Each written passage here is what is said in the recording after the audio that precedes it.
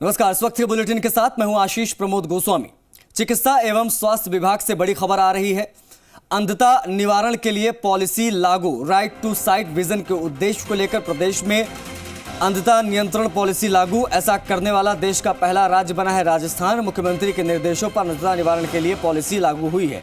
Documents जारी किए गए। 3 लाख से ज्यादा आंखों की विकलांगता वाले लोगों के जीवन में रोशनी लाने का पूरा उद्देश्य है। पॉलिसी डॉक्यूमेंट के तहत सभी सरकारी मेडिकल कॉलेजों में अनिवार्य रूप से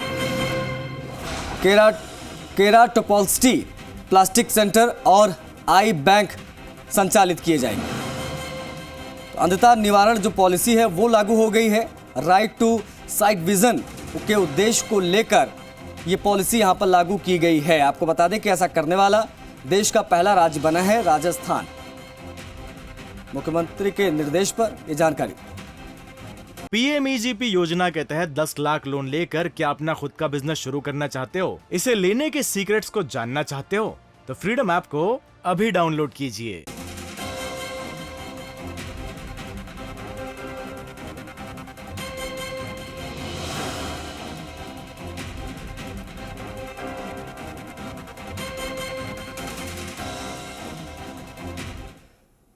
शिक्षक भर्ती पेपर लीक मामले में इस वक्त की एक बड़ी खबर आ रही है। आपको बता दें कि जेडीए ट्रिब्यूनल कोर्ट ने बहस के बाद फैसला सुनाया है। सारण परिवार की याचिकाओं को खारिज कर दिया गया। आदेश में कहा गया है जो अवैध निर्माण है वो तोड़ा जाए, सेटबैक और अन्य अवैध निर्माण ही तोड़ा जाए। मुख्य आरोपी के अवैध निर्माण पर बुलडोजर चलेगा। अब ये चीज बहुत साफ हो गई है। रजनी विहार स्थित आलीशान बंगले पर अवैध निर्माण पर बुलडोजर चलेगा। प्रभावित पक्ष और जेडीए की ओर से बहस के बाद ये फैसला जो सुरक्षित रखा गया था उसमें अब फैसला सुना दिया गया है। आरोपी भूपेंद्र सारण और गोपाल सारण के आवास से जुड़ा यह पूरा मामला है। बिल्डिंग बायलॉज का उल्लंघन कर किया है अवैध निर्माण। जो फैसला सुनवाई के बाद सुरक्षित रखा गया था उस फैसले को अब बता दिया है जजेस ने। और जो उनकी याचिकाएं थी, जो प्रभावित हैं उनकी याचिकाएं थी, उनकी याचिकाओं को खारिज कर दिया गया है। और साथ ही साथ में एक बात बहुत स्पष्ट हो गई कि अब यहां पर कार्रवाई हो सकती है। दीपक हमारे सहयोगी लगातार लाइव बने हुए हमारे साथ। दीपक, ये जो फैसला आया है कुछ यही एक्सपेक्टेशन थी, यही उम्मीद थी और अब रास्ता साफ मान लिया जाए, चलेगा बुलडोजर? देखिए, बिल्कुल ये तो तय हो गया है कि जो सारण है उसके जो बिल्डिंग बायलॉज के उल्लंघन करके जो निर्माण किया गया था उसको बुलडोजर चलेगा। जेडीए में जो ट्रिब्यूनल कोर्ट के अंदर जो फैसला सुरक्षित रखा गया था उसको सुना दिया गया है। सारण के जो अधिवक्ता है उनके साथ है, क्या कुछ कहा गया है? न्यायालय ने जो पट्टीशुदा प्लॉट है उस पर जो नियमानुसार निर्माण है उसको यथावत रखते हुए अवैध निर्माण को हटाने के लिए जेडीए को स्वतंत्र किया है।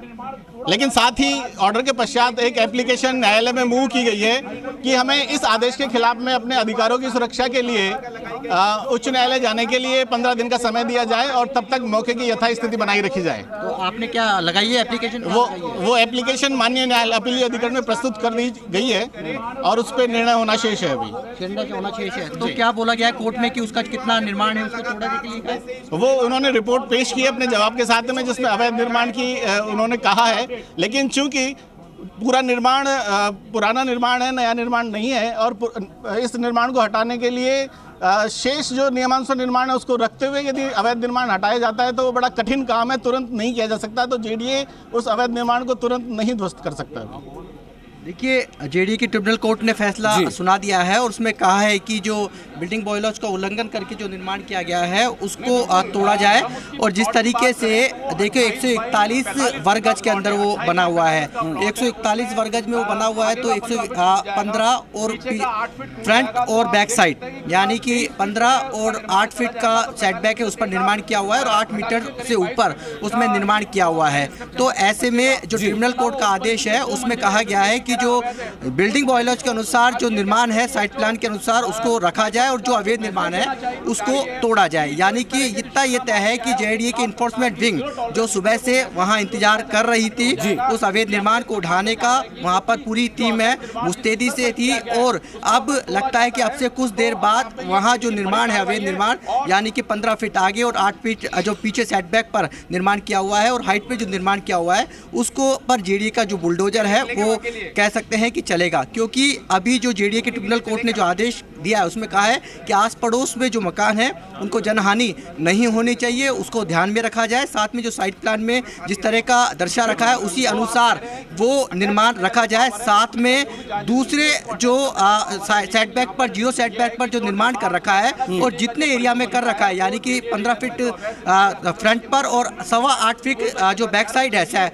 उस पर निर्माण किया हुआ है, तो उसको ध्वस्त करने की कार्रवाई है। अब जेडीए का प्रवर्तन दस्ता है, मतलब एक चीज बहुत साफ हो गई है, फैसले की एक चीज दीपक बहुत साफ हो गई है कि अब जो है बुलडोजर रुकेगा नहीं। सुबह से जो तैयारियां वहां पर करके रखी गई थी वो कुछ ही देर में तस्वीरें भी आने लगेंगी कि वहां पर कार्रवाई शुरू हो गई है। ये चीज बहुत लाउड एंड क्लियर हो गई। लेकिन क्या चीजें ऐसी रही दीपक इस पूरी हियरिंग में और इस फैसले में जो फेवर में गई जेडीए के?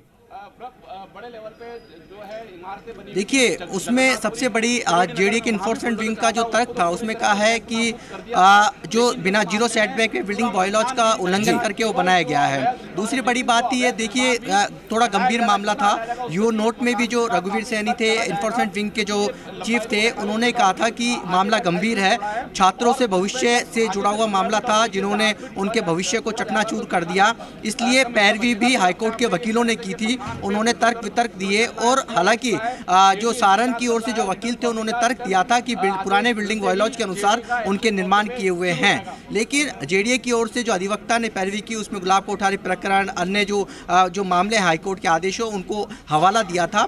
हालांकि ऐसे जयपुर शहर है जीरो सेटबैक पे अनेक निर्माण है, उसको लेकर भी कोर्ट के अंदर बात खड़ी हुई थी, लेकिन इतना जरूर है कि जेडीए को जिस चीज़ का इंतजार था कि क्या फैसला उनके पक्ष में आएगा, क्या जेडीए का बुलडोजर चलेगा, लेकिन इतना जरूर है कि अब इस फैसले जेडीए ट्रिब्यूनल कोर्ट के आदेश के बाद जो अवैध निर्माण है, जो रजनी विहार स्थित जो करोड़ों का जो बंगला है सारण का, उस पर सेटबैक पर जीरो सेटबैक पे जो निर्माण किया हुआ है वो अब जेडीए का प्रवर्तन दस्ता है वो अपनी बिल्कुल वो अब दस्तों का। दीपक आप बने रहिए, आगे आपसे बातचीत। पीएमईजीपी योजना के तहत 10 लाख लोन लेकर क्या अपना खुद का बिजनेस शुरू करना चाहते हो? इसे लेने के सीक्रेट्स को जानना चाहते हो? तो फ्रीडम ऐप को अभी डाउनलोड कीजिए।